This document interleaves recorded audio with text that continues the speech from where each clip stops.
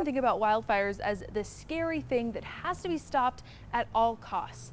But in actuality, that mindset may be doing us more harm than good. All fires are bad. That's a sentiment that's over 100 years old. It's outdated, needs to change. This is Jason Curry. He's with the Utah Division of Forestry, Fire, and State Lands, and he says prescribed burns work, but they are hard to sell. There's a lot of opposition, especially when you've got respiratory issues, when you get those inversions in the valley, those temperature inversions that cause smoke to sort of hang in the valleys. We also have more development in dangerous places and fewer natural processes to thin the growth, like grazing or even logging. We have a lot of opposition to logging. We have a lot of opposition to prescribed fire.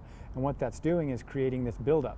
Just like trying to hold back the tide, eventually the dam's going to break. In 2018, agencies carried out about 22,000 acres of prescribed burns, but then more than 430,000 acres of wildfires burned. Prescribed fire and managing prescribed fire is a whole lot less costly than fighting wildfire. This year we're on track to burn about the same number of prescribed acres, just 22,000. It's just a drop in the bucket when you really look at the fuels problem that's out there, though.